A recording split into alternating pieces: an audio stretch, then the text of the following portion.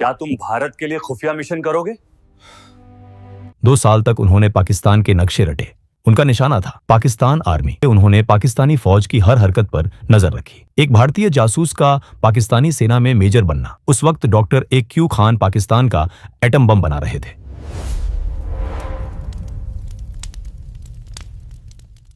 कल्पना कीजिए एक ऐसे आदमी की जो एक साथ 2 जिंदगियां जी रहा था। एक तरफ वो भारत के राजस्थान का रहने वाला रविंद्र कौशिक था, एक थिएटर आर्टिस्ट, और दूसरी तरफ वो पाकिस्तान आर्मी का एक सम्मानित अफसर मेजर नबी अहमद शाकिर था। यह कहानी किसी फिल्मी हीरो की नहीं है, यह कहानी है द ब्लैक टाइगर की। भारत की खुफिया एजेंसी रॉ के इतिहास में रविंद्र कौशिक जैसा जासूस शायद ही दूसरा कोई हुआ हो। उन्होंने जो किया वो नामुमकिन सा लगता है। उन्होंने दुश्मन के घर में घुसकर उनकी ही वर्दी पहनकर वहीं से भारत की सुरक्षा की। लेकिन बदले में उन्हें क्या मिला, वो जानकर आपका भी खून खौल उठेगा। कहानी की शुरुआत होती है 1971 के बाद। भारत ने पाकिस्तान को युद्ध में बुरी तरह हराया था और बांग्लादेश का जन्म हुआ था। पाकिस्तान के लिए यह हार एक बहुत बड़ी बेइज्जती थी।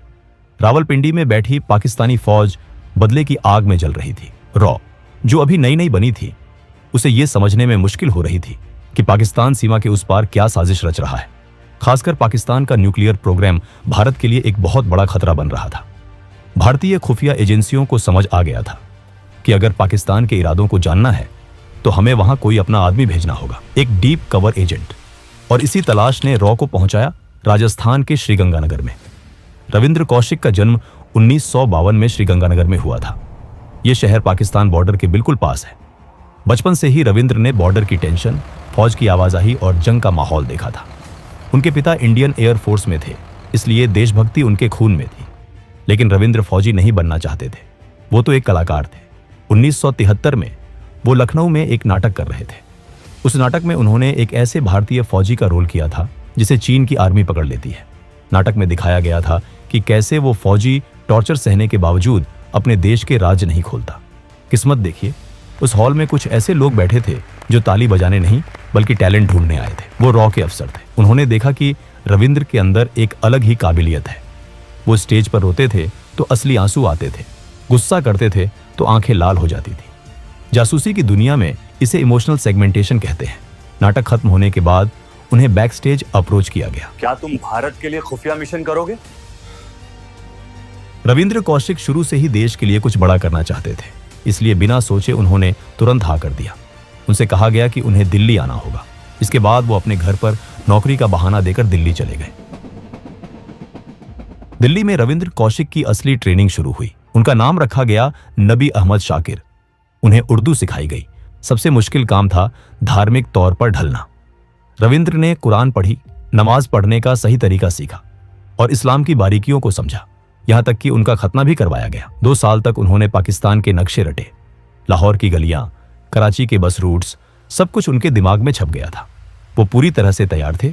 इसके बाद रॉ ने उन्हें आजमाने के लिए 7 से 8 देशों में इंफॉर्मेशन जुटाने के लिए भेजा, जहां उन्होंने कुछ पाकिस्तानियों से दोस्ती भी कर ली। करीब 1 साल ऐसा ही चलता रहा। इस दौरान उन्होंने अपना काम शानदार तरीके से किया। अब रॉ को भरोसा हो गया कि रविंद्र कौशिक अब पूरी तरह से तैयार है। 1975 में 23 साल की उम्र में रविंद्र कौशिक ने बॉर्डर पार किया।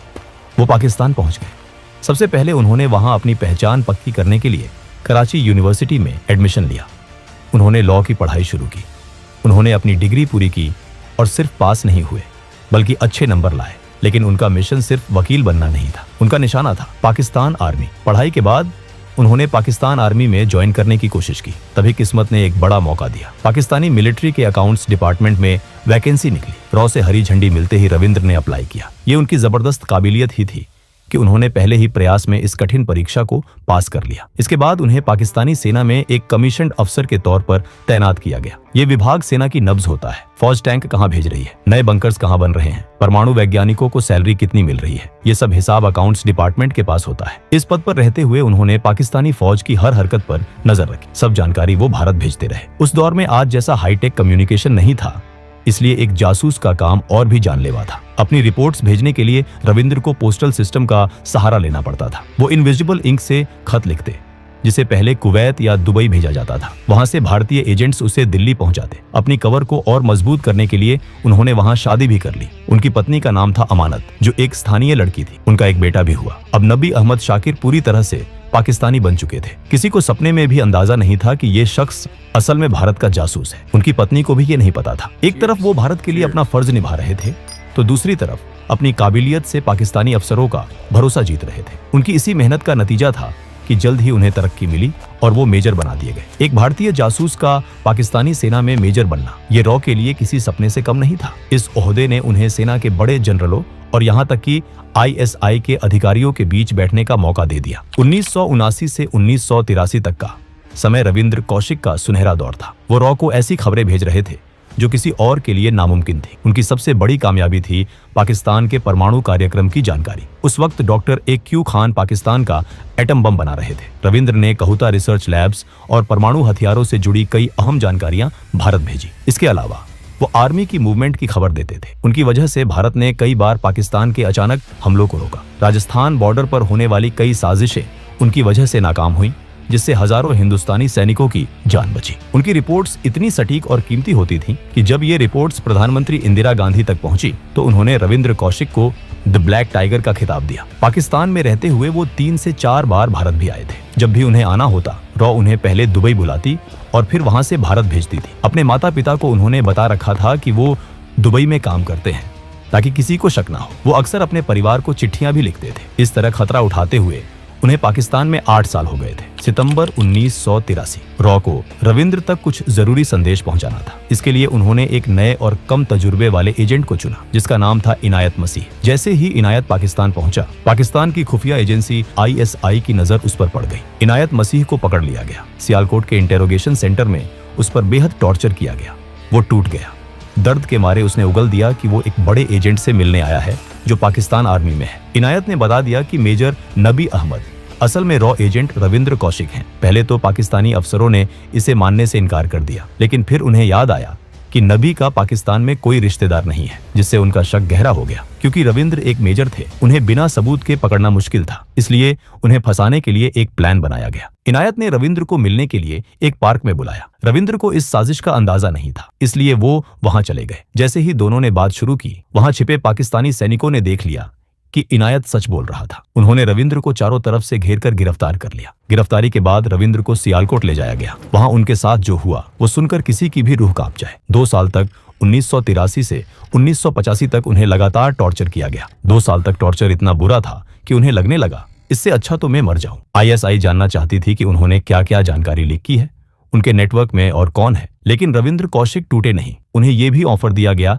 कि अगर वो भारतीय फौज से जुड़ी सीक्रेट्स बताएंगे तो उन्हें छोड़ दिया जाएगा। लेकिन उन्होंने सारे राज अपने सीने में दबाए रखे। 1985 में पाकिस्तान की अदालत ने उन्हें मौत की सजा सुनाई। बाद में पाकिस्तान के सुप्रीम कोर्ट ने इसे उम्र कैद में बदल दिया। मौत टल गई, लेकिन जो जिंदगी मिली वो मौत से भी बदतर थी। अगले 16 साल तक रविंद्र कौशिक पाकिस्तान की अलग अलग जेलों में रहे। जेल के हालात बहुत खराब थे। एक छोटी सी कोठरी, खराब खाना और बीमारी। उन्हें TB हो गया और दिल की बीमारी भी हो गई। लेकिन इससे ज्यादा दर्द उन्हें इस बात का था कि उनका अपना देश, जिसके लिए उन्होंने अपनी जवानी कुर्बान कर दी, अब उन्हें पहचानने से इनकार कर रहा था। अगर कोई जासूस पकड़ा जाता है तो सरकार कह देती है हम इस आदमी को नहीं जानते। भारत सरकार ने भी यही किया। रविंद्र कौशिक को आधिकारिक तौर पर अपना मानने से मना कर दिया गया, लेकिन रविंद्र ने हिम्मत नहीं हारी थी। उन्होंने चुपके से अपने घर वालों को चिट्ठियां लिखी और तब उनके परिवार को पहली बार पता चला कि वो दुबई में जॉब नहीं कर रहे थे, बल्कि पाकिस्तान में एक जासूस थे। इन चिट्ठियों में एक टूटे हुए दिल का दर्द था। एक चिट्ठी में उन्होंने लिखा था, क्या भारत जैसे बड़े देश के लिए कुर्बानी देने वालों को यही मिलता है? उनके परिवार ने भारत सरकार से बहुत मदद मांगी, लेकिन कोई फायदा नहीं हुआ।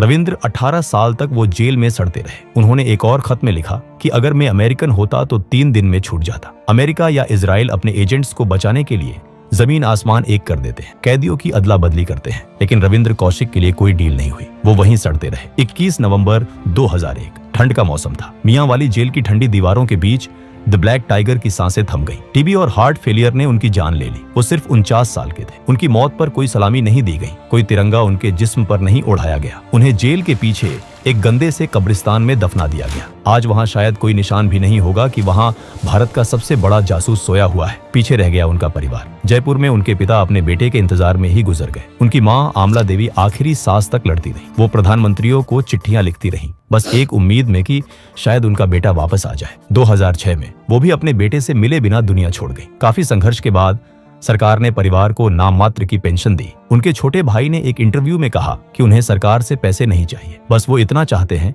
कि सरकार रविंद्र के काम को स्वीकार करे। उन्होंने पूछा कि जब फौजियों को इतना सम्मान मिलता है तो सब कुछ छोड़कर दुश्मन के देश में काम करने वाले जासूसों को क्यों नहीं। लेकिन सच यही है कि पकड़े जाने के बाद जासूस का कोई देश नहीं होता। वो जिस देश के लिए जान देता है उसे उस देश की पहचान तक नहीं मिलती। रविंद्र कौशिक आज हमारे बीच नहीं है, लेकिन उनका काम, उनकी हिम्मत और उनका बलिदान इतिहास के पन्नों में दर्ज है। दोस्तों, अगर वीडियो पसंद आया हो तो वीडियो को एक लाइक जरूर करें और चैनल को भी सब्सक्राइब जरूर करें। हम ऐसे ही वीडियो हर हफ्ते लाते रहेंगे।